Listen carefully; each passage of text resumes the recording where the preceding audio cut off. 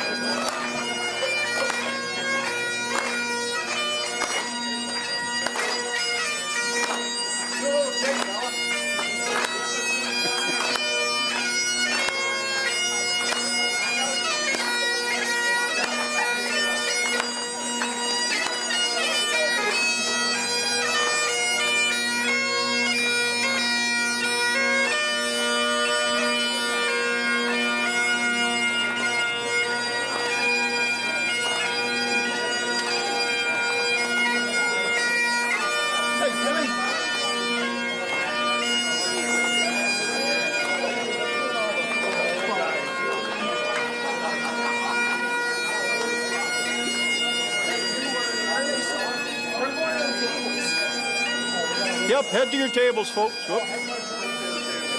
Head to your tables, thank you. Head to your tables.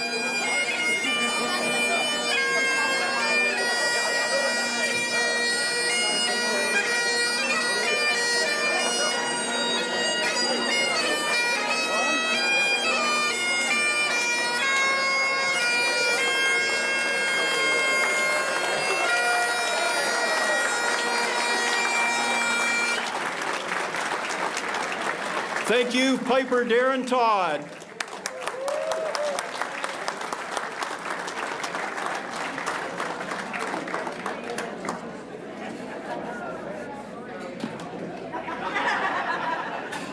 Are you ready, Jeff? Okay. Okay, 1 second. 20 seconds. 15 seconds. Folks, when a group of volunteers embark on a mission like this tonight, there's a lot of nerves. Will the audience show up? Wow, did you show up tonight? Toast to yourselves right here.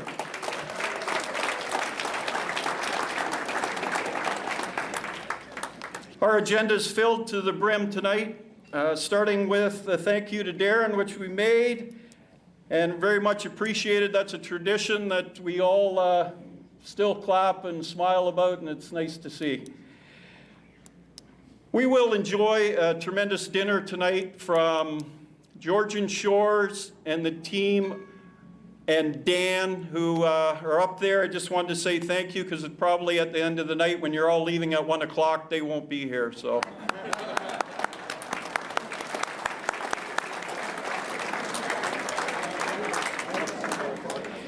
You know, after dinner, we'll follow up with our guest speaker, Mr. Fred Wallace. Yes, he was the last group to come here, and we're so thankful. He's our local sports broadcaster in Owen Sound, and he'll be formally invited up a little later in the program. We'll also have a live auction, so thank you for the donators. It's great. Chester Graham will be leading that. We also have a silent auction. Brian McCall, he'll be leading that, and you've maybe had a chance to visit over here. You'll have probably another hour and a half or so and some reminders. Great prizes up there. Have a look, please, and hopefully there's something there you could use for yourself or a gift for someone else. We'll also have the honor of meeting Mr. Buzz Deshaw as our second guest speaker. And what else we'll do here is introduce a person I'm calling our volunteer friend, Sarah. She's put together the slide for the whole evening for us, and so thank you, Sarah.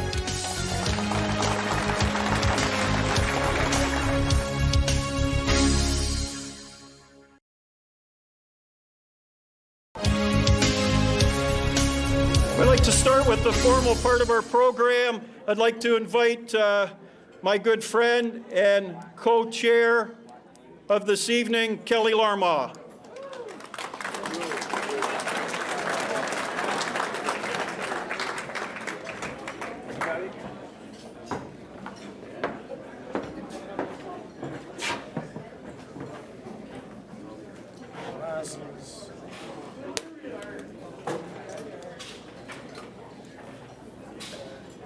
As you get older, you need these. Thanks, Todd. Good evening, everyone. I hope you're having an enjoyable evening so far. I have the pleasure to introduce our guest speaker this evening. He's a hometown Midland boy. He attended public school here, high school here, played his minor hockey here, baseball here. He's gone on to a very successful radio and broadcasting career. Even though he doesn't live in the area anymore, I can tell you that Fred has made sure that he keeps a keen eye on what happens not only in municipal affairs here, but especially sports. I think you'd have to go a long way to find somebody who knows more about the sporting history of Midland. So I'd like to introduce my friend, my former teammate, Fred Wallace.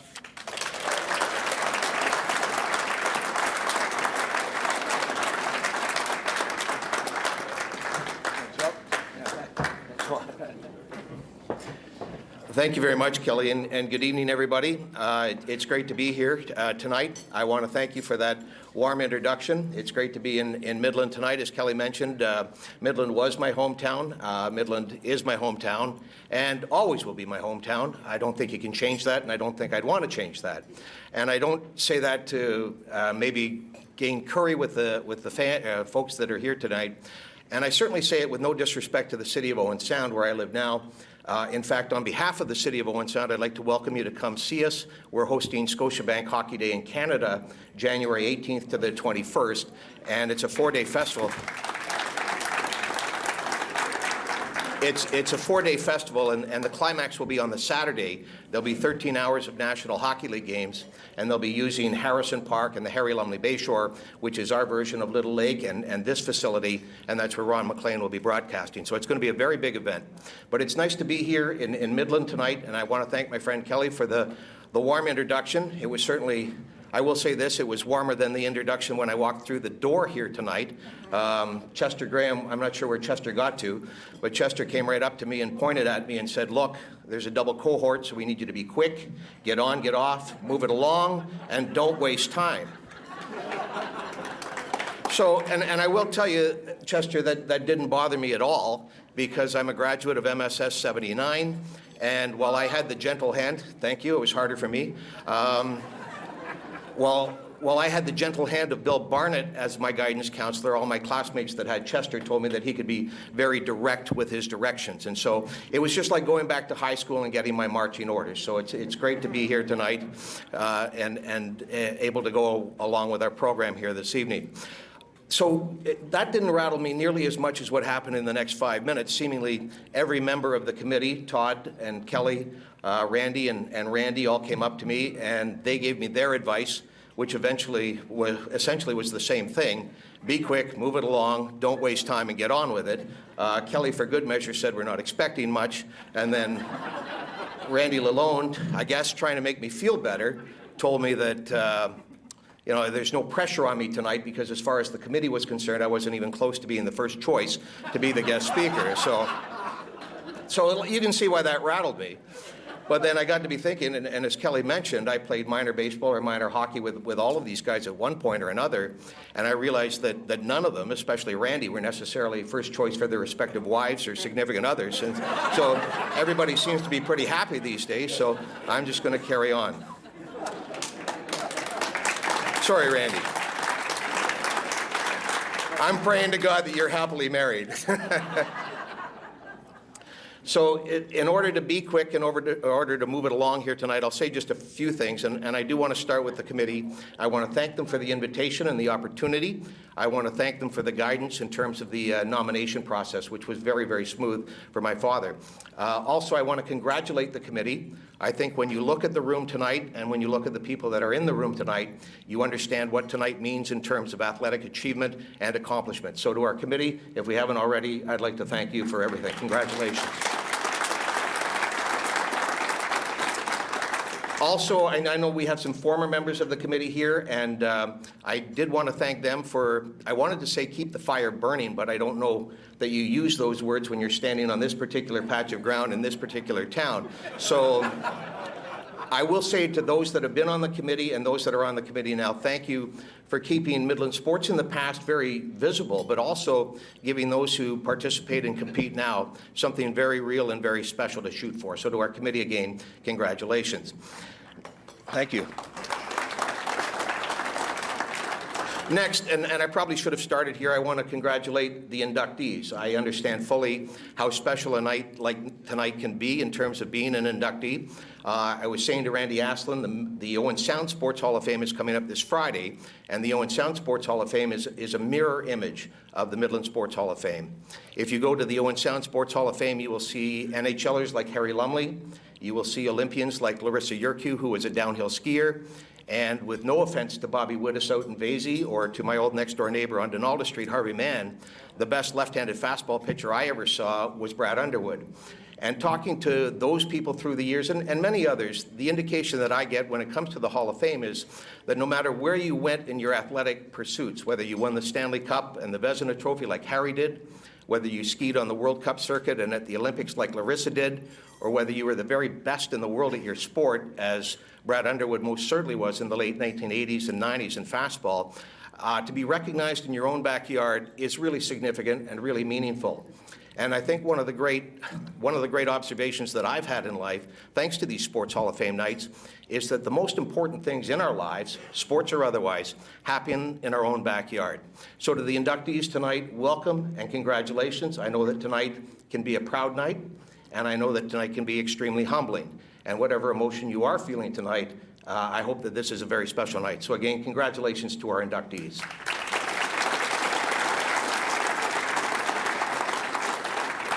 And finally, before we leave the inductees alone, if you look at the inductees table, you will see the people that are around them, and I would like to welcome and thank them as well.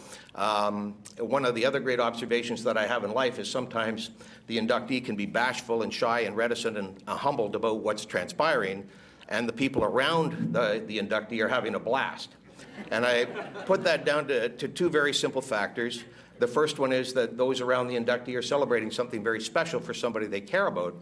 But also, and this is certainly the case in Owen Sound, the bar has an awful lot to do with it. So no matter what the case is tonight, thank you to those that are with their inductees. Thank you for supporting them, but by extension supporting the Midland Sports Hall of Fame, because again, the room looks great. And thank you for keeping the foundation of Midland sports, certainly in the past, and showing how solid it can be. So let me wrap up tonight. They told me to be quick. So let me wrap up tonight by giving you my perspective on what makes the Midland Sports Hall of Fame very, very special.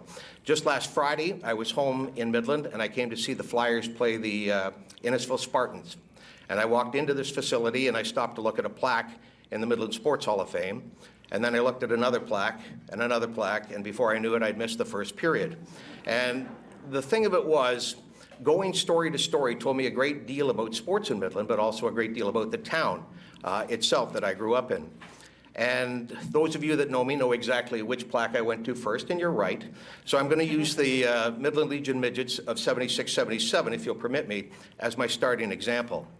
It's neat to look at that picture and see people that I went to elementary school with, people I went to high school with, people that I played minor baseball with, and also obviously guys that I played hockey with from age 6 onward in a couple of cases. And I think by my calculation, in 60 to 70% of those cases, I can still be in touch with those guys.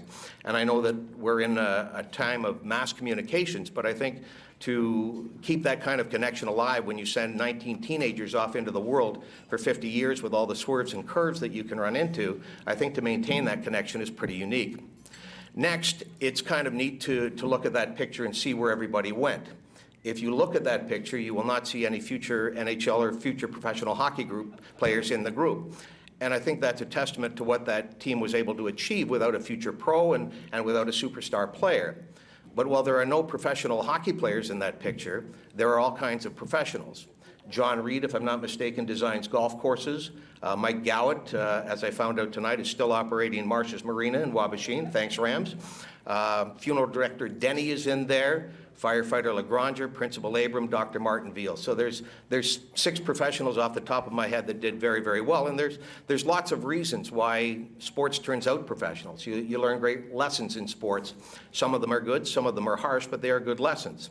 I think also there's traits and characteristics of growing up and playing for a small town that pay off in your professional life. I don't think that you can also undervalue the value of adult supervision and parental supervision. If you look at all of those pictures, in particular our picture for an example, when you look and understand who the parents were, you can see there's pretty good role models and some pretty good citizens in there.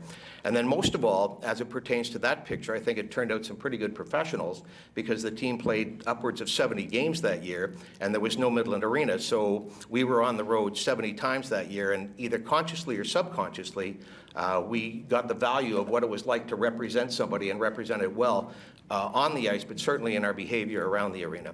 So again, while there are no professionals in that picture, hockey professionals, there are all kinds of professionals.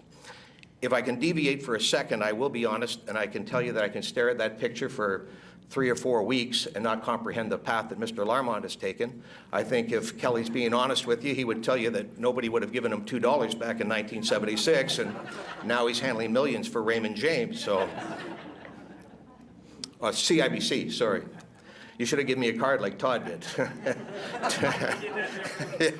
yeah, Todd gave me his card. I like the slogan, Todd. My hand, your pocket. That's a good way to go. But most of all, what I like about that photo and that plaque, when I stand in front of it for a moment and sometimes for a lot longer, I can be 16 years of age. And not only can I be 16, but I can make it January 23rd, 1977. And on that particular date, the Midland Legion Midgets are playing Windsor Shoreline for the International Silver Stick Championship. And I think Midland teams have been to the Silver Stick previously, but no Midland team has ever won it. And I think we knew that this was our shot, and because we were a midget age group, I think we understood that it was our last shot. The unfortunate aspect for us is that Windsor wasn't about to cooperate, and they were leading 2-1 in the 3rd period. Our coach was Bob Merkley, who's in the Midland Sports Hall of Fame, and deservedly so. And Bob went to a unique strategy of a shortened bench of 2 lines and 3 defensemen. For those of you that know me, and for those of you that don't, you can probably guess where I was in that group of 9 guys. And Bob not only had me on the bench, but he had me in the middle of the bench. And from the start of the 3rd period on, he was standing on the back of my jersey. So there was no way that I was getting out there. But I give Bob credit. He gave me a bird's eye view of lightning striking twice. The unique thing about his strategy is that the 3 defensemen that he utilized from the 3rd period on and into overtime were all left-handed shots. So on every shift, Kelly or Mike Abram or Stephen Dunn had to play on the right side, or call it the wrong wing. And with about 2 minutes to go, the puck came back to the right point. Stephen Dunn's a left-handed shot, skated along the blue line, and he fired it, and from where I was sitting, about this high off the ice, into the net to tie the game at 2. And we all erupted, I think partially out of relief that we were still alive, and maybe we erupted because we thought we were getting momentum. And believe this or not, we get into sudden death overtime, and the exact same sequence unfolds. It comes back to Stephen Dunn at the right point. He's a left-handed shot. He skates along the blue line and shoots it again about this high off the ice. Oops. And if the Windsor goalie could see it, he certainly didn't stop it. And the Midland Legion Midgets won the Silver Stick for the first time in history, and in the history of the town, are the first team to do so. And all these years later, Stephen Dunn may tell you that he went end to end and deked everybody twice and put it in the top corner. Some of my other teammates may have different variations and versions of what transpired and their role in those goals. But what I'm utterly convinced of is that moment, more than anything else, allowed me to stand in front of that picture and be 16 again at any time that I'm in this facility. And I think that's really special. Moving on, there are other plaques and there are other photos here. I think the Midland Sports Hall of Fame can be proud of the story that they tell. In some cases, I don't know the inductees that are on that wall, and so from that standpoint, it's educational and informative. I'll also say it can also be revealing when you know who the inductee is, but you don't realize how, or you didn't realize how good they were at their sport. And the best example that I can give you is that for most of my life, I thought that Glenn Howard worked at the beer store. And I knew that Glenn Howard became manager of the beer store, and who doesn't have that as a childhood dream? But I think if I'd have been paying attention to anybody other than myself in high school, I would have known that Glenn was on his way to something really remarkable. And by the time that he was grade 10, certainly by grade 11, he was competing at OFSA. And there was a good group of curlers in the high school then, Paul Harbottle, the Mount brothers, I think Stephen Strong was there, Jim Tully was in that group. But there was no question who the leader was. And it's fascinating to me that all these years later, through the 70s, the 80s, the 90s, turn of the century, and now a quarter of a century into the new century, the current Ontario men's curling champion is Glenn Howard of Midland, Ontario. Now, Glenn may represent another curling club, but we know who he is and we know where he's from. So if I can deviate one last time too, Glenn won the Ontario Curling Championship at Port Elgin last year, and because of COVID restrictions, nobody was allowed in the building. And so this year, the Ontario Curling Association has granted the Port Elgin Curling Club the right to host both the Tankard and the Ontario Scotties Tournament of Hearts. And so if you're in the Port Elgin area, I strongly suggest that you take that in, because when it comes to hosting a major event in a relatively small community, Saugeen Shores has a very big and well-earned reputation, very similar to Midland. So that brings me back to tonight and what makes the Midland Sports Hall of Fame special in my perspective. I want to finish with just a couple of quick examples. The first one, when I was here last Friday and was watching that game, every stoppage of play I was looking at the banner for the Midland Red Wings of the 1954 team. And when I went out to the plaque, the name and the face that I was looking for there was Bud Quinn. And Bud Quinn went from the Midland Junior C Red Wings. Eventually, he became a fire chief in Saskatoon. But along with his firefighting duties, he also scouted for the New York Rangers, scouted for the Washington Capitals, and in between, he was the talent evaluator and recruiter for Alan Eagleson, then Bill Waters, and finally, Rick Curran in hockey's most prominent management group back in the day. And I'm familiar with Bud's history because Bud Quinn was my dad's best friend in life. There was no question about that. And every year in October, my dad would put a shotgun in the station wagon, drive solo out to Saskatoon, and for the next 3 to 4 weeks, he and Bud Quinn would roam the prairies hunting ducks and basically having a ball. In the fall of 1977, my dad took me on the duck hunt with him and Bud. And you're right if you think the ducks were pretty safe when I was at the trigger. I will tell you that I enjoyed being out of school for 4 weeks, although my mark in Mrs. Cardenas's grade 12 math class reflected the absence. But most of all, what I liked about the duck hunt was when we weren't duck hunting, and it was downtime, lunchtime, or driving to and from the fields, because in those cases, Bud and my dad would get engaged in these great conversations, and trust me when I tell you that the Red Wings were a day after day after day topic of conversation.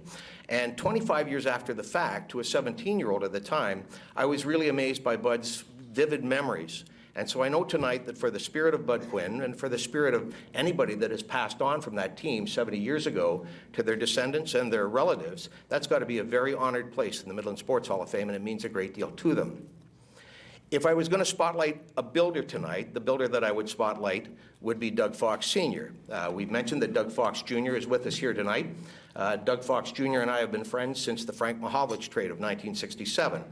At that time, on that particular day, and I remember it vividly, I was a 7-year-old in Huron Park Public Schoolyard crying my eyes out because the Leafs had traded the Big M. Doug, who was a year younger and a year behind me in school, he was in the schoolyard crying because the Leafs had put Gary Unger in the deal.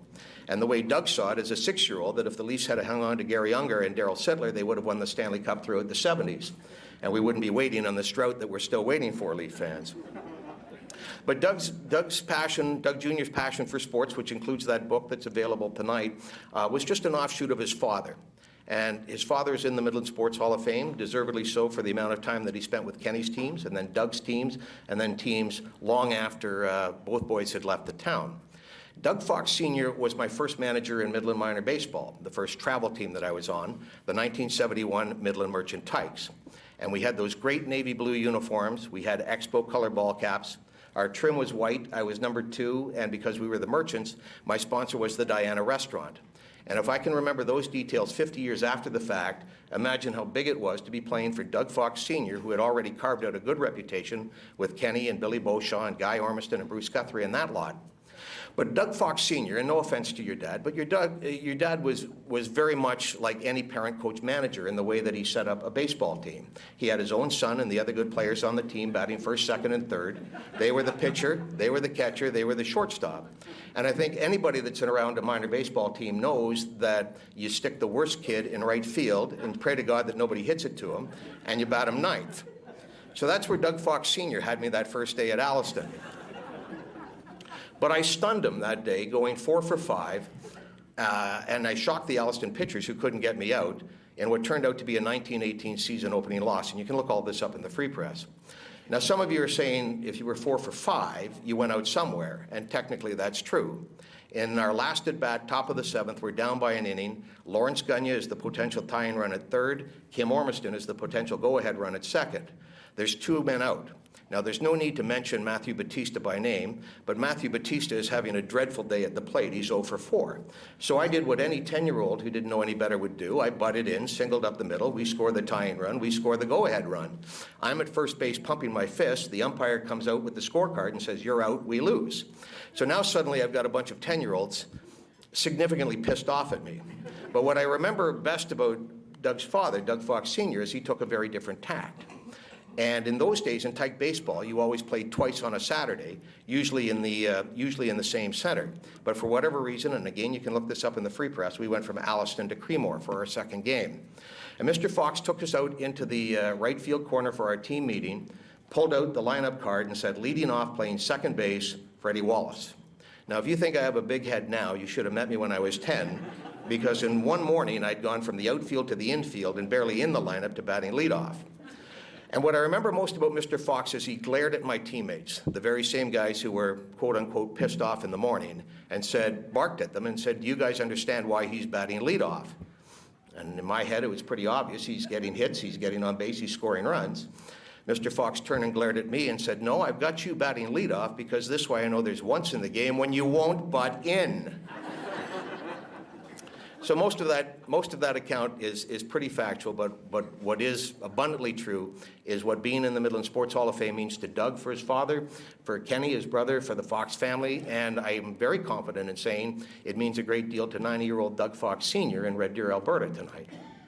Finally, I'm going to wrap up with choosing one athlete, which is very difficult in the Midland Sports Hall of Fame, and I'm choosing an athlete from a team, and that's Donnie Wilcox, and to a certain extent, the Armstrong brothers, Claire and Garnet. The Armstrong brothers had that great dairy bar off of King Street in behind Bernie's Bakery, and they were bordered by Nelson Street, and up the street on Nelson towards the graveyard, that's where Crawford and Agnes Wilcox lived. And they had the property from Nelson across to Wellington. I know all of this because the Wallace's first house, or my first house, was at 189 Robert Street. And from my kitchen window, I could see the dairy where most of my allowance went in the 1960s. And when we went into our yard, we too had the property from Nelson to Wellington towards Huron Park, so we were right beside the Wilcoxes.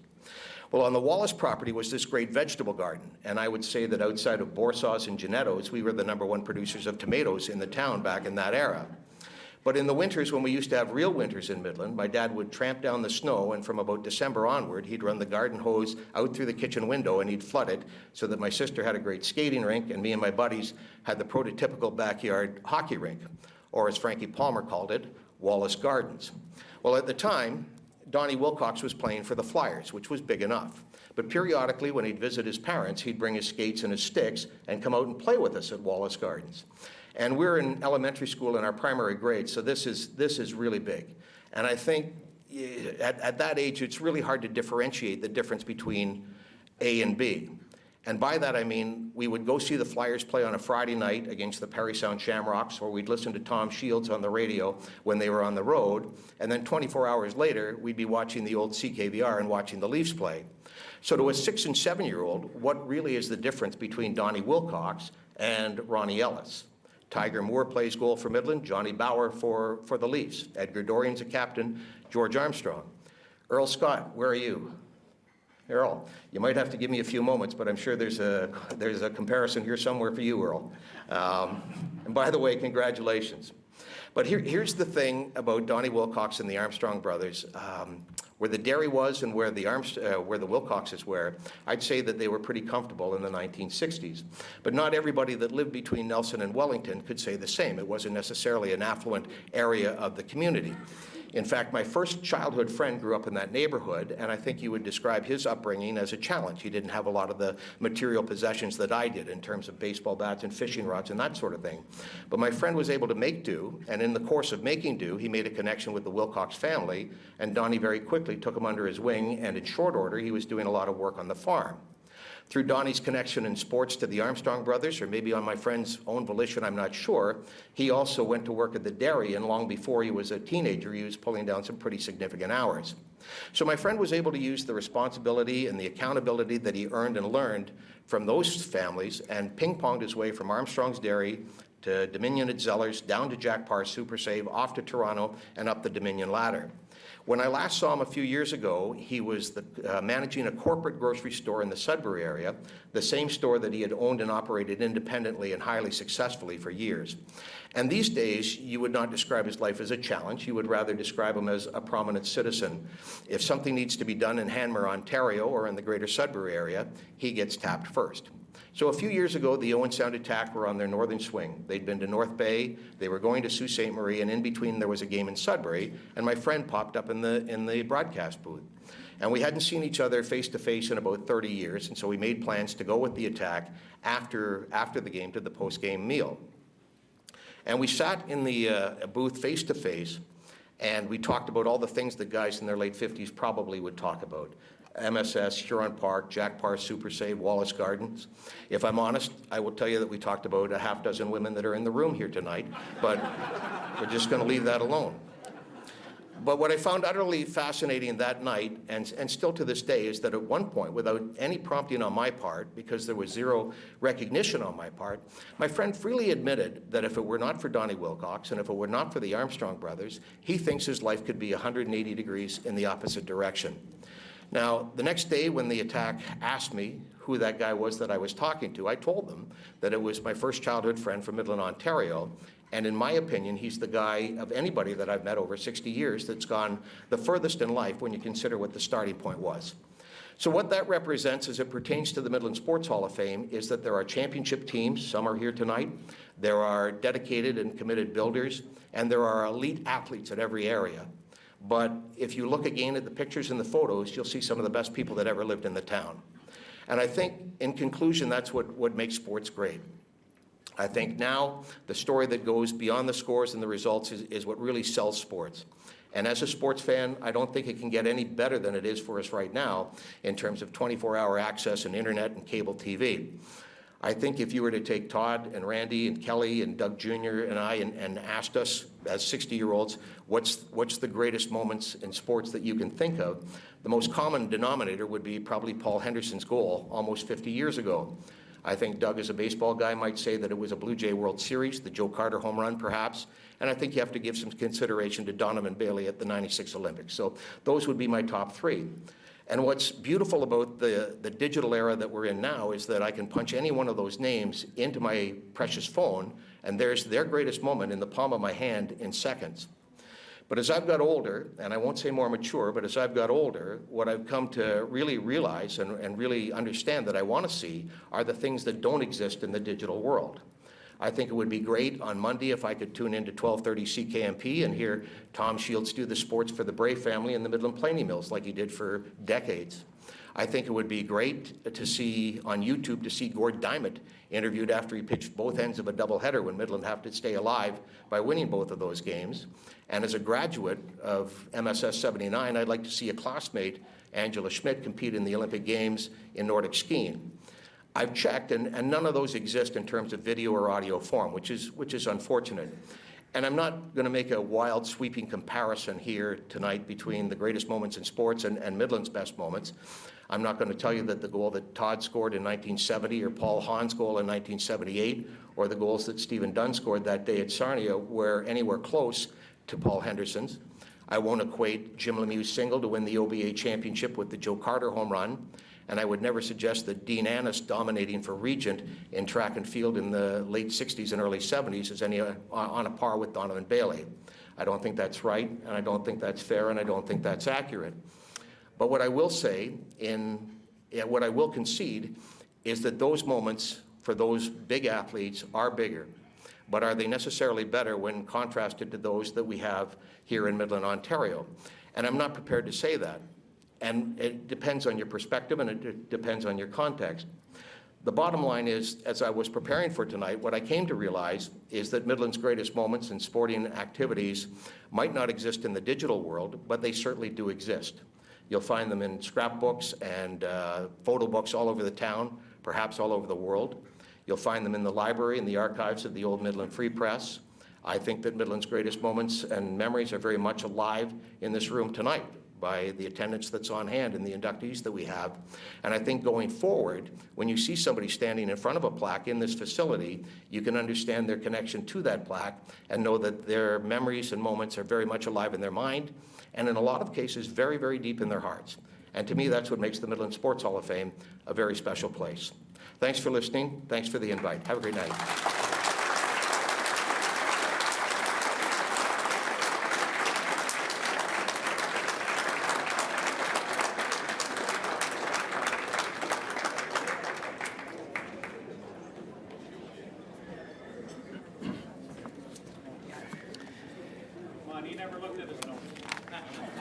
Green is Kelly.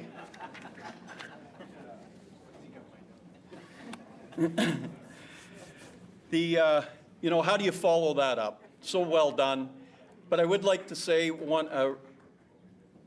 traveling around the world or traveling in your county, the main thing that exists from sports to me, and the takeaway I got from our friend today, Fred Wallace, is the stories that you remember, whether you scored the goal, whether you exaggerated when you were 30, the exaggeration got even bigger. It was now a hat trick. It's just the fun along the way and the journey of telling that story and reminding your friends, and not really knowing that sports and teamwork and coaches and parents got us to that world of stories that we just never forget. So thank you very much for that, Mr. Wallace. Much appreciated.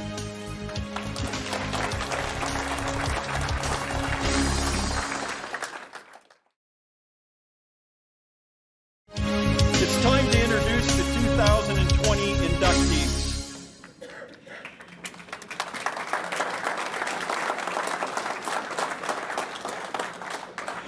You know, a few years ago, when COVID hit and we decided that this group thing wasn't that healthy to get together, we put the 2020 on hold. But then we decided also, let's do something for them back then, and we gathered together at the Little Lake Park down by the Ball Diamond. And we had a great day. We had Rogers there filming it. We introduced, we did the introductions, and the nominators talked about the athletes, and the athletes talked about how proud they were of being in, and it was a nice little video put together, and I want to thank the board back then for recognizing them. And so now we're in 2022, and we want to bring them up to the podium here and receive their plaque and feel good and feel proud about the things that you've done in your career to get you up here. There's many different categories, as you know. The first category we want to talk about is the Midland Bay Sailing Club. The historic venue category is the category that they were nominated by the late Ted Simmons, a wonderful man. Had a great talk with him down at the Little Lake Park night, and we'd like to ask Commodore Hugh to the stage to accept their plaque. Congratulations, Midland Bay Sailing Club. Some great pictures on the slide here. Congratulations.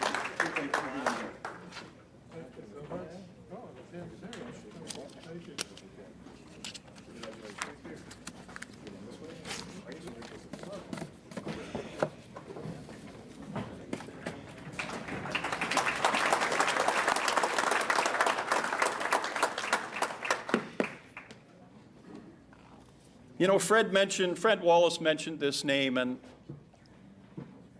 Fred didn't tell you that there was a pile of athletes that lived on Donalda Street, but I have a lot of memories of those athletes. And when Jim Wallace was recognized to be inducted, it was just like, I remember that guy. What a gentleman, always a smile. I just want to share a couple of words about Jim. He really earned it, and he deserved it. He was nominated by Randy Lalone.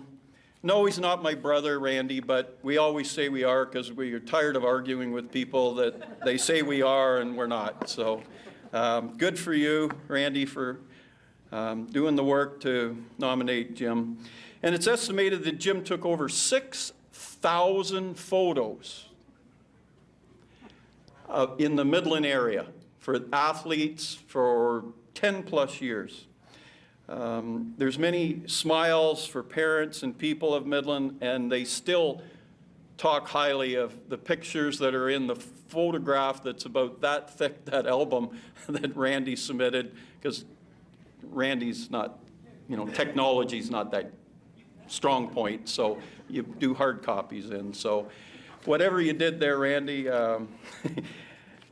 it worked, and Jim is being inducted.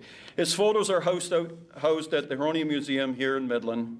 Please welcome his daughter, Peggy Wallace, to accept the honor. Congratulations, Jim.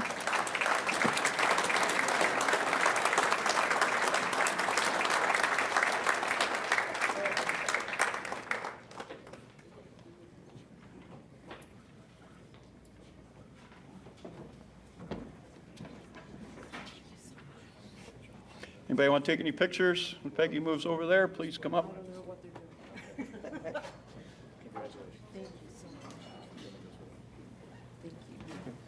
think you got a picture taker. Just move over and it'd be great. Sure. Do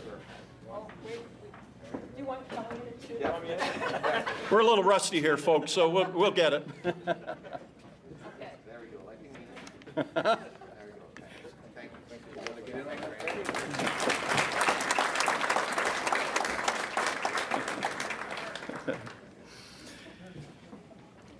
I don't know what to say about this fellow. Well, I do, but I'd be here for a long time. Mr. Doug Andrews is awarded the Builder category, nominated by Jeff Atwood. You know, there was a quote that I want to share with you. It's short. A former student said, "A more deserving inductee is difficult to imagine." Pretty strong words, but a lot of Doug's students would totally agree with that. And I'm one of the students. Please welcome to the stage my grade 9 phys ed teacher, Mr. Doug Andrews.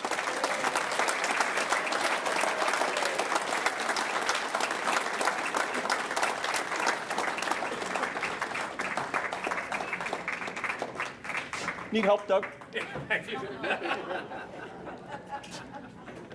I do. Go on up. That's that knee injury from kicking me on the floor in gym class. Congratulations. Yeah,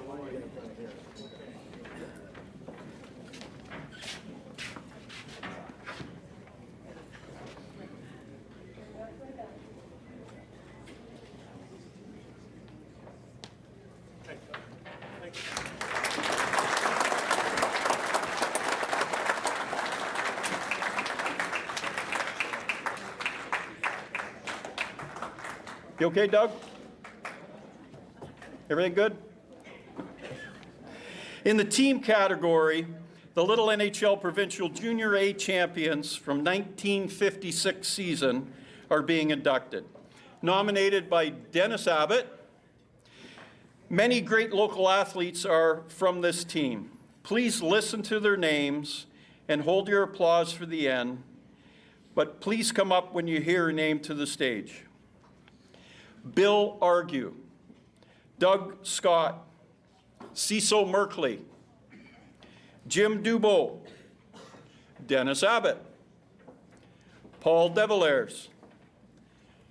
Herb Wright, Doug Faint. Jim Cleaver. Wayne Holden. Mike Dubo. Chester Graham. Barry McElravy. Jerry Bateau, Williard Perot, Morley Bath, Captain John Swan, and the three coaches, Reverend Len Self, Jack Dowdy, and Claire Holden. The manager, Jack Gowett. Congratulations, men.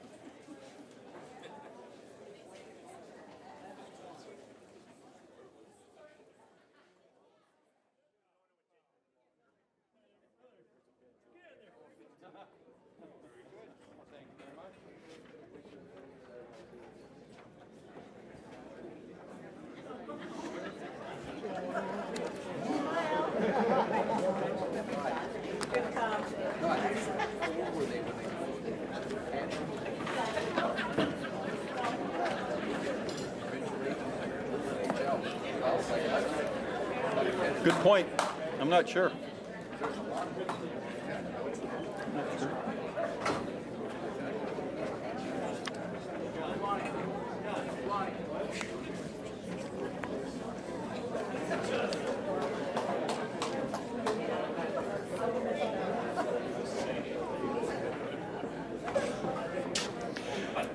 Okay.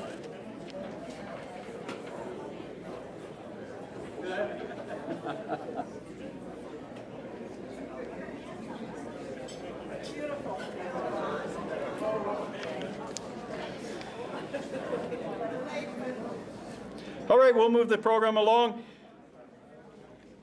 Can you imagine 45 years of refereeing in the local, provincial, national, and international competitions? This gentleman was the recipient of the 1988 Midland Celebration Award for dedication and involvement in the community. Please welcome Mr. Earl Scott, being inducted into the Builder category, nominated by Ken Sanama. Congratulations, Earl.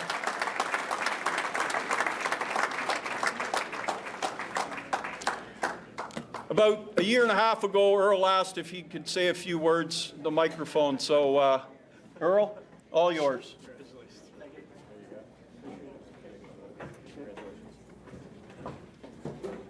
Thanks very much, everybody. I just want to say a couple things. My parents aren't here, and they had a lot to do with this, and I'd like to thank them. And my two daughters are here, Jenny and Shelley. You're a part of this, and thank you very much.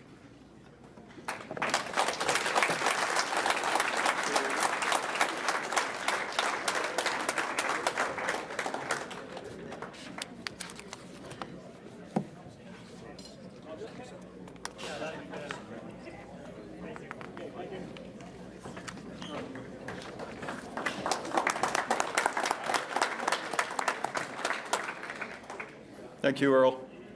Thanks, Todd.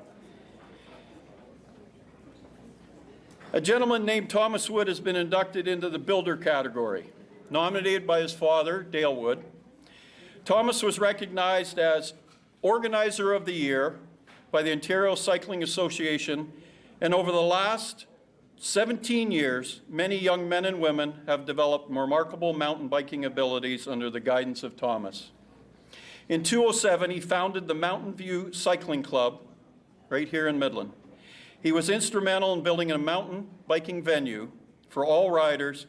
On behalf of Thomas, please welcome his father, Dale Wood, to receive his award. Congratulations, Thomas.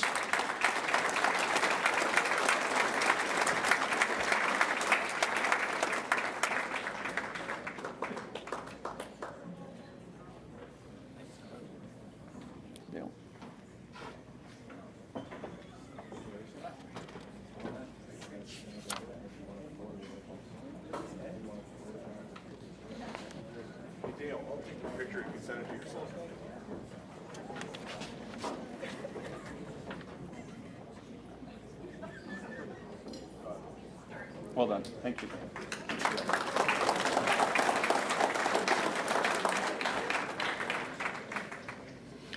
Doesn't happen too often that we have co-inductees, but we do, and we're happy about it.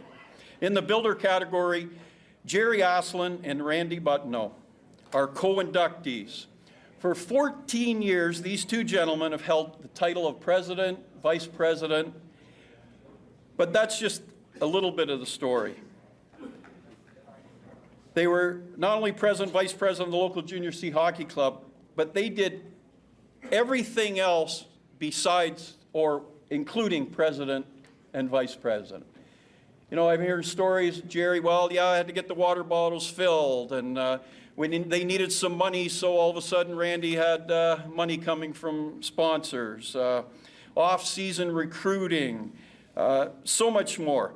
Thank you, gentlemen, and congratulations on your induction into the Midland Sports Hall of Fame. Truly earned, truly deserved. Come on up.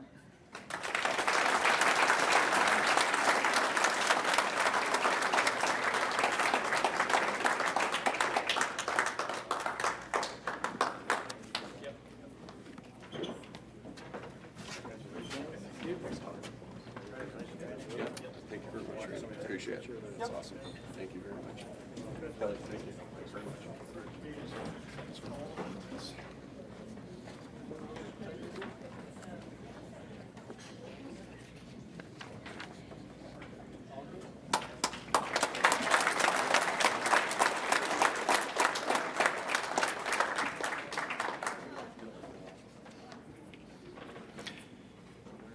Thank you, gentlemen.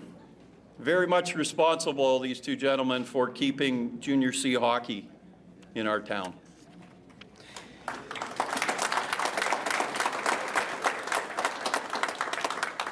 This wraps up the 220 inductees.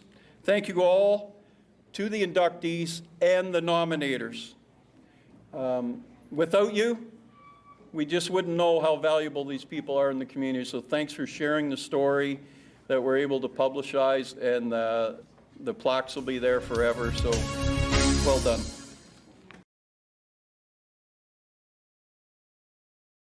We're going to change the order up a little bit. We're going to ask Buzz Deshaw to come up and say a few words. It's a special treat for us, you know. He's a man that lives, breathes, and talks hockey. So it's my pleasure to introduce Buzz Deshaw to the stage as our guest speaker.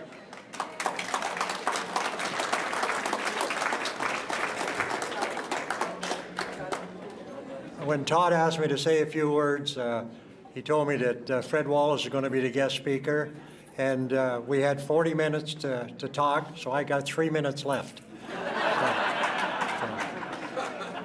Chester and him always like to bring the really articulate type of speakers, and very elegant and that, and then they just throw the old hockey mud up here. But anyways, everything that I've been very fortunate that everything that I really have in life came from this property around here, the old rink. From the time the Wilcox family ran all the minor hockey, the Henderson family, and the special gentleman that really made it all happen for all us kids was Reverend Len Self. And without that man, I'm not sure where I was going to end up in life. Sister St. Basil took me into her office, and she said, "Bernard, I think you'll do better on the outside of these walls than you will on the inside. And I'm going to give you a little bit of advice that'll suit you perfectly." She said, "You slide further on BS than you do on sandpaper." So I got that down pretty pat, right? So what I'm going to do is, I was recently in Providence, Rhode Island for the Rhode Island Reds Sports Hall of Fame, and they had one of the gentlemen by the name of Tommy Miller that they inducted. So Mr. Miller gets up on the stage, made a 30-minute speech, and it was just as elegant as Mr. Wallace here. The difference is that Mr. Miller was 103 years old. and to talk about the sports history. And the reason I'm telling you that is because when they dedicate a special room for Chester Graham that's been inducted 9 times, I will be back at 100 for that, okay? So, but my teammate over here, Joe Houston, and we finished up a series in the juvenile division. We got, I think our record was 52 and 1 loss. The last 2 games were for the All-Ontario Championship. We won the first game 1-0. It was 2-game total goal. We're in Port Colborne, and we lost the second game 2-0. So that's the only game that we lost all season. The next day, as you all know, all the elaborate NHL drafts they have with all the fanfare and everything. Back in my day, they put your name in the newspaper if they drafted you. The original 6 owned teams in Guelph, St. Michael's, Majors, the Marlies, and so on. So the next day, I go into Napa Rondo's pool room, and Mr. Larondo said, "Buzzy, you got drafted." I said, "Drafted? I'm not going. I didn't know we had a goddamn armed service. I'm not going in there." He said, "No, the New York Rangers drafted you." And I said, "How do you know that?" He said, "It's in the Toronto Star." So he showed me on the paper. So by the time I got home, the representative from the Rangers was in my living room with my mom and dad telling me what they're going to do with me. I never ever dreamt of being a hockey player. I just did it for fun. And Danny Woods and all us guys, we just played street hockey, right? And I was always, we used to get those jerseys out of Sears and Eaton's at $11, right, with the Chicago Blackhawk logo on it. And there was a guy by the name of Lou Jankowski. I love that name, so I was always Lou Jankowski, right? So anyways, they told us, my mom and dad, what they were going to do with me. They're going to take me to Guelph, and let me know when the 3 minutes are up. So anyways, I go down to Guelph, and in the draft, and to this day, well, not now because Rod passed away, but Rod Gilbert and John Rattel were on that group of guys, and both Hall of Famers, and it was all done alphabetically. So being Deschamps ahead of those guys, I always told them I was drafted ahead of them, and I had the pleasure of playing. But anyways, I went to Guelph, and you signed a C form. That C form, you got a $100 check, and they owned your professional rights for life. And that all got changed with the WHA and, you know, the Mr. Eagleson and all that kind of stuff, right? But so, anyways, they had Fred had mentioned Harry Lumley, and Harry Lumley from Collingwood and that played, and but anyways, Eddie Bush from Collingwood was the coach of Guelph. And he was ranting and raving and carrying on. And so I kind of leaned to the side and I said to Bobby Flager, I said, "Does this guy ever shut up or what?" Right? So he heard me a little bit. So he about tore the jersey off me. And he said, "If you ever speak again, when I'm talking, you'll be in the Midland shipyards passing rivets for the rest of your beeping life," right? So I didn't really take to that too kindly. So I called my dad. I said, "This is not for me. You know, I like playing hockey, but I don't want to play here," right? So I came back to Midland. Years later, I'm playing in the Central Professional Hockey League, and Fred Schauer, our coach, we played Memphis in the playoffs. So we defeated them, and Eddie Bush was the coach. As we went through the handshake line, I said, "Eddie, that job's still open at the Midland Shipyard." So it took me a long time to get it, right? So, but the whole thing about hockey and sports, and the one thing I really take pride in, I don't know if any folks know, I initiated this thing. And it all happened with Danny Wood's son, Kevin, playing for the Collingwood Blues. And I went over to watch him play. I live in New York. It's a long trip, right? So, but I come home all the time. And so as I went through the Collingwood arena, I seen, oh, God, there's, you know, Ray Crew, there's Johnny Hill, all these guys that I played with, again, baseball. And so we went to Bradford the next day, and it was the same thing all over. So I said, "Danny, how come they don't do that in Midland?" And he said, "Well, the town's not really up, you know, they don't really get behind it." So Monday, I said, "I'll see you, I'll be back in an hour. Where are you going?" So I went down to the town hall, gave my business card to Jim Downer, her secretary, invited me in. And I said, Jimmy, what the hell's going on in this town? I said, with the history you have here, I said, and there's nobody doing it. So he agreed to help me get it started, right? And fortunate enough, Chester and them came along, and Lynn Morton, and we really got it going, right? And this is where it's ended up. And the thing that I take most pride about here tonight, it's not about hockey, it's about baseball, it's about cycling, it's about people building and putting their heart and souls into helping kids. You know, I have never had a day in my entire life playing hockey that I never had a laugh, and I still laugh.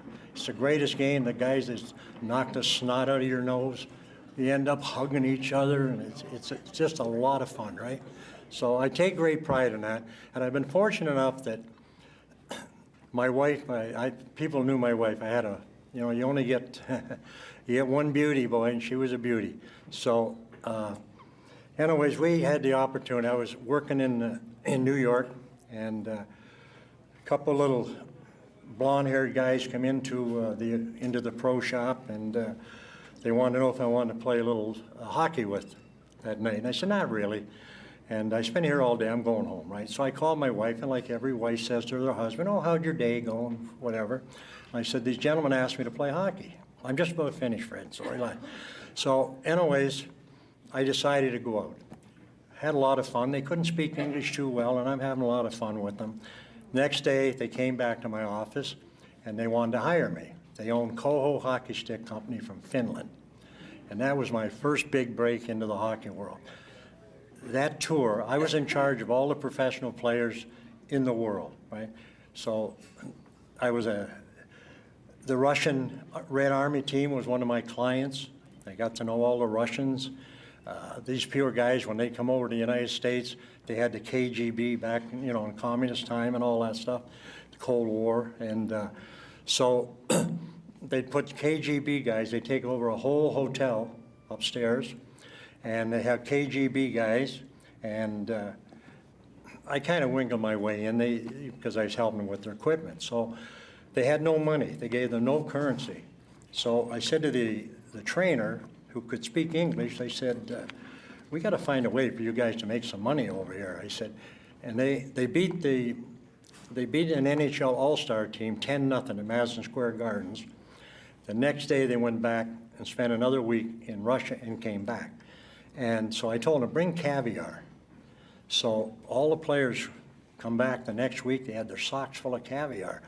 So I went to this Huntington Crescent Club where a lot of people have a lot of money, and I sold 200 at $100 a piece, right?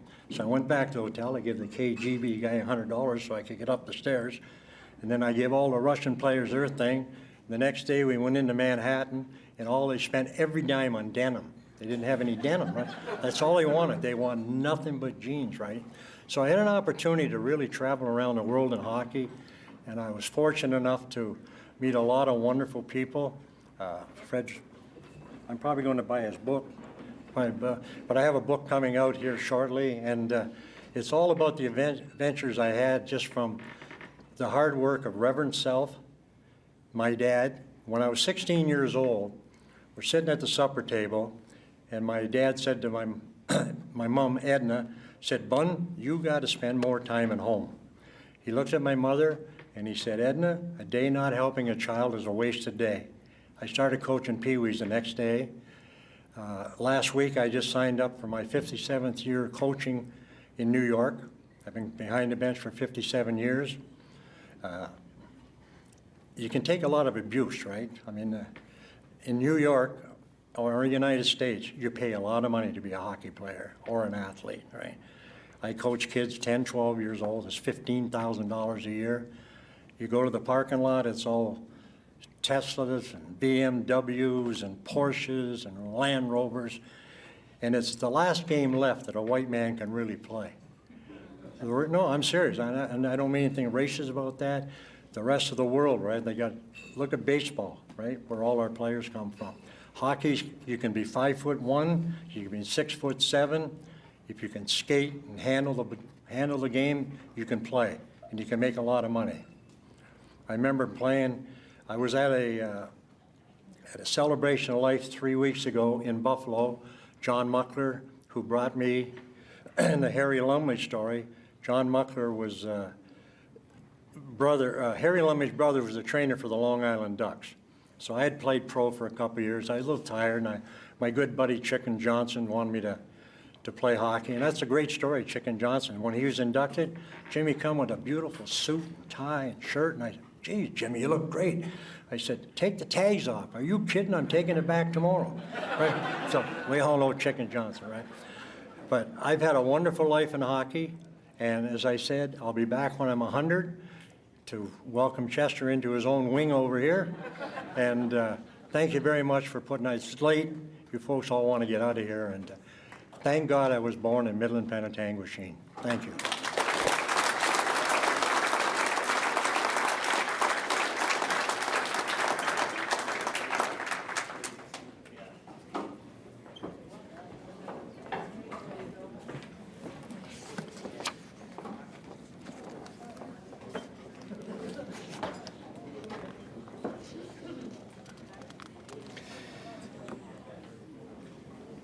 The silent auction is now closed. So our friend Brian McCall is doing all the homework there, and he'll share the results in a few moments. We'd like to introduce the 2022 inductees.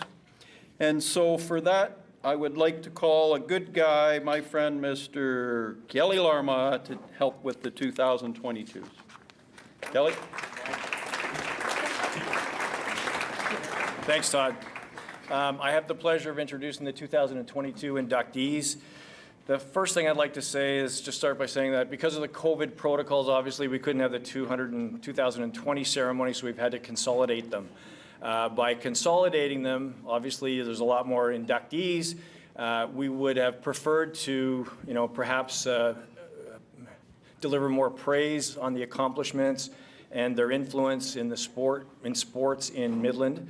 However, we checked with the arena, they won't serve us breakfast, so I'm going to try and keep this short.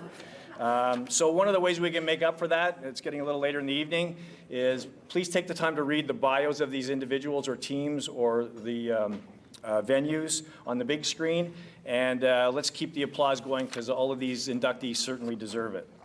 So I'll go right to the first category. It's athlete category.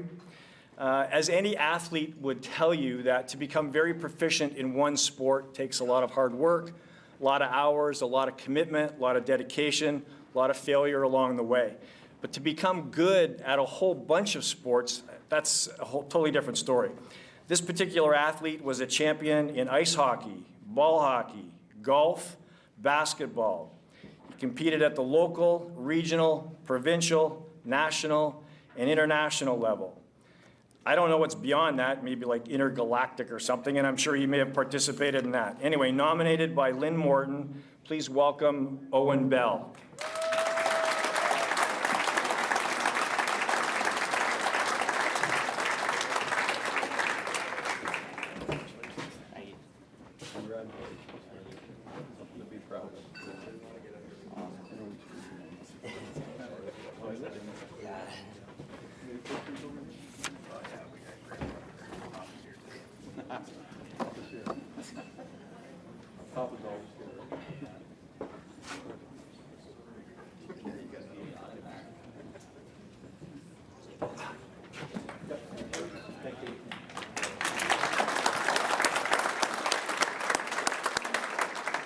The next category, next category is the team category. So it's amazing how things have changed in the last 20 years. You remember when, somebody would say you played like a girl? That wasn't a great thing. Today, when somebody says you played like the girls, that's one hell of a compliment. This team shows you why. They played in the 2018-19 season in the Ontario Women's Hockey Association, Lower Lakes Female Hockey League. This team has the very unique distinction that will be everlasting of being the team that was the first girls team from Midland to win a provincial hockey title. That's an incredible accomplishment.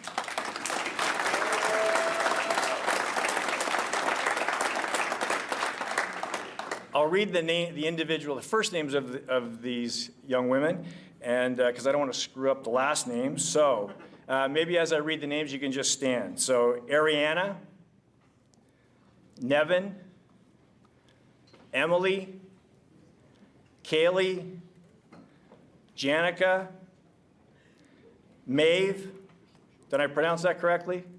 Thank you. Grace, Rebecca, Tally, Leah, Dahlia, Marley, and Esme. Or is it Esma? There you go. Coaching.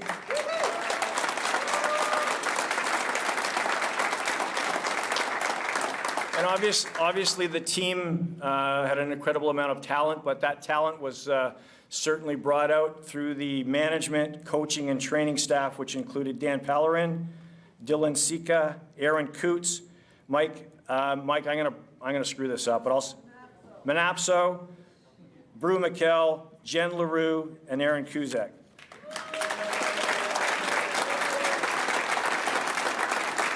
So nominated by Jeff Caldwell, please welcome the young ladies with this very unique distinction.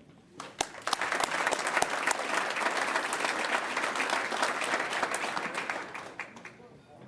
they coming up? Come on up.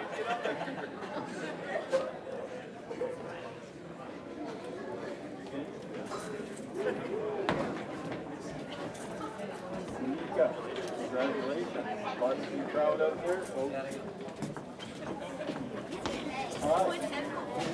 How the hell do you get in the Hall of Fame before you can drive a car? Leah Sibley.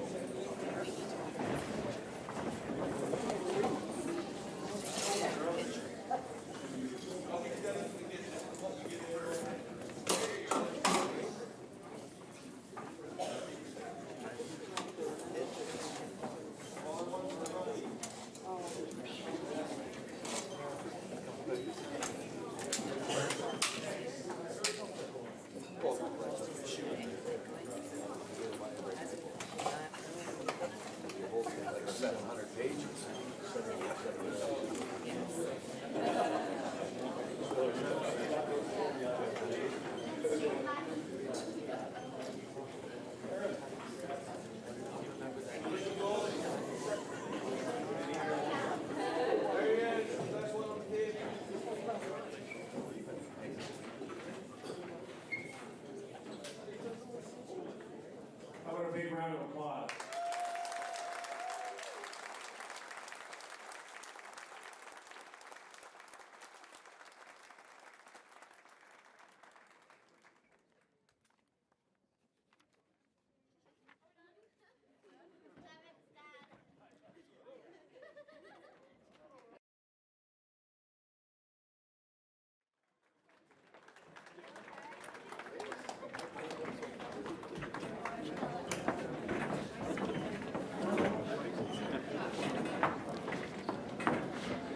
All right, on to the next category. It's the special recognition category. I'm probably going to age myself here, but how many people remember the show Cheers? Okay. So when I was thinking of this next inductee, for some bizarre reason, the theme song from Cheers came into my head.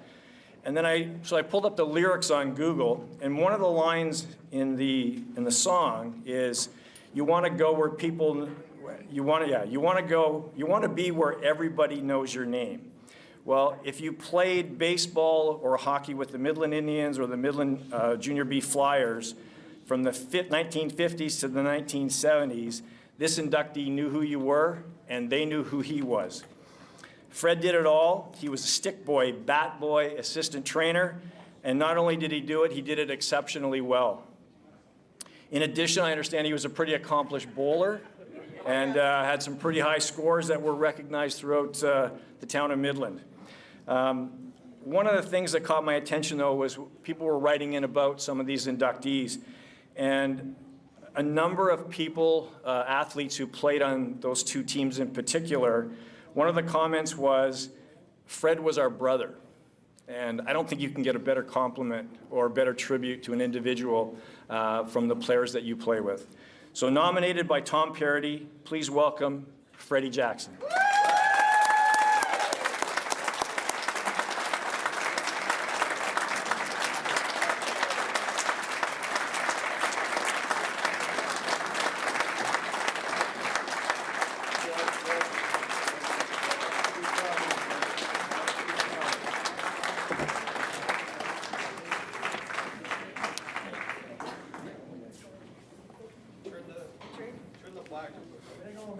Turn the flag on, Fred.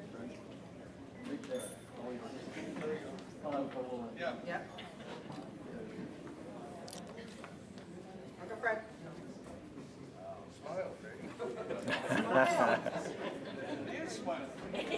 Smile. Big round of applause for Freddie.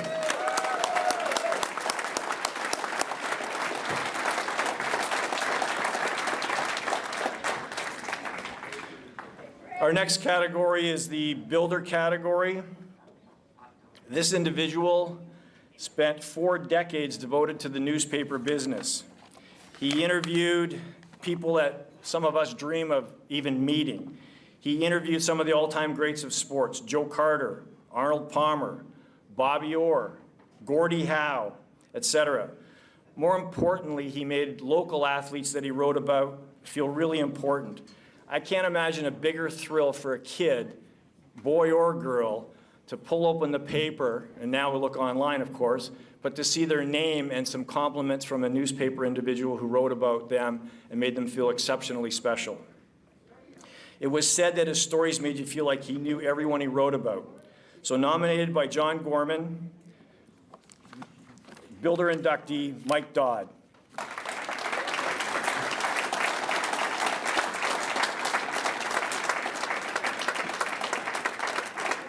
Sadly, Mike passed away in 2021, so accepting the induction on Mike's behalf will be his close friend, Jamie McIsaac.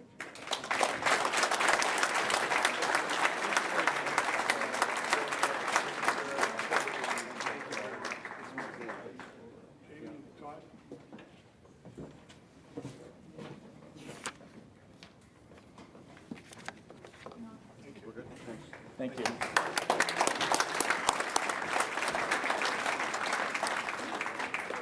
The athlete category. I'm not sure what the hell these kids ate when they were growing up, but I sure wish my parents would have fed me the same stuff. This athlete is the brother of the earlier athlete, Owen Bell.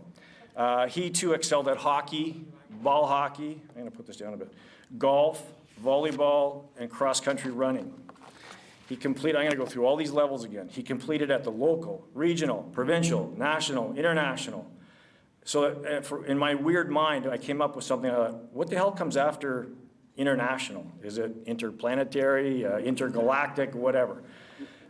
It was said that his greatest success came in ball hockey. He played for Team Canada's under-18 teams and won gold medals at the international level.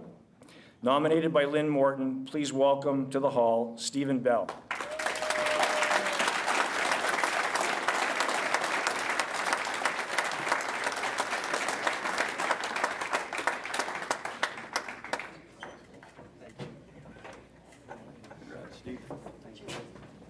Lots to be proud of, lots of great memories there. Yeah.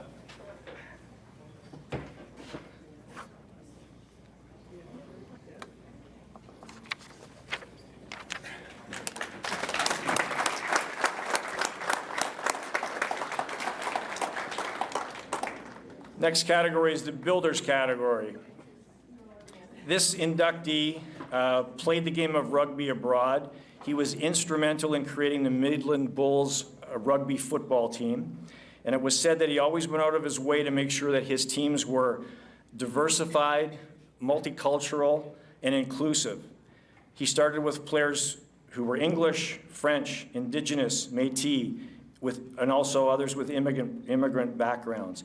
He assisted in the development of the male and female rugby programs at Midland Secondary School, but he didn't stop there.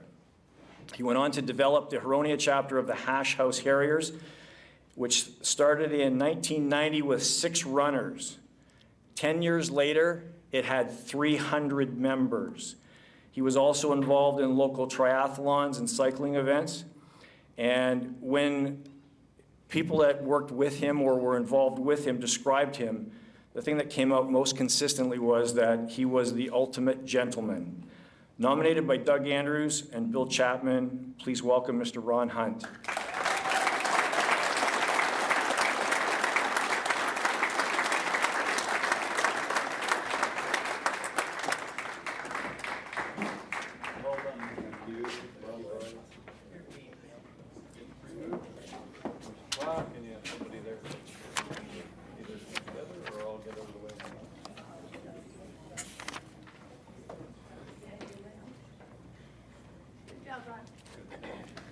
Congratulations.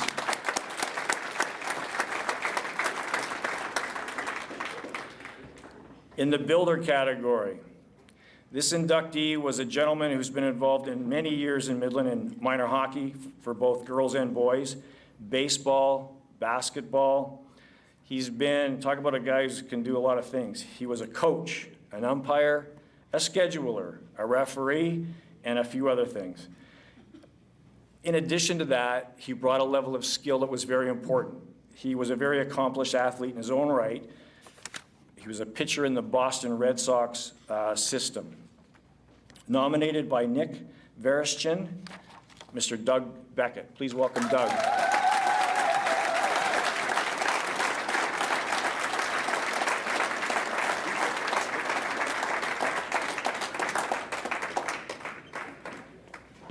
Thank you.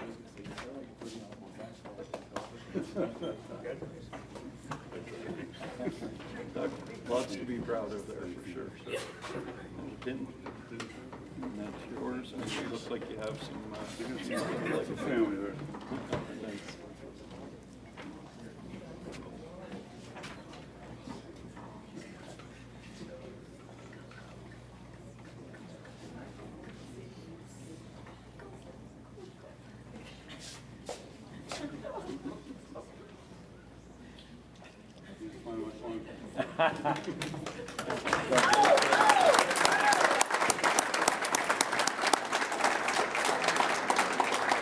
I'll just say this, it's people like Doug Beckett and our other builders who essentially allow athletes to become as successful as they are. So thank you to all our builders, the athletes, and our other inductees, our special recognition inductees.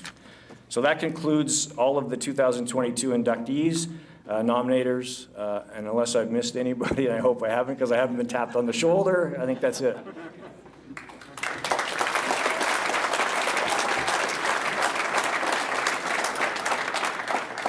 Thank you, Kelly. Well done.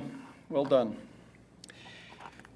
Next on the program, I'd like to honor and share with you the founders of the Midland Sports Hall of Fame. So I know Buzz talked a little bit about that and how passionate he was, but I'd like to just share some names up here because some of the people are here, and their names are Brian McKell, Brian Peters, Tom Broder, Joe Farragher, Chester Graham, Ross Heacock, Ruth McElray, Bob Merkley, who was a Donalda Street guy, Lynn Morton, and Paul Rebu, Gord Smith, and Buzz Deshaw.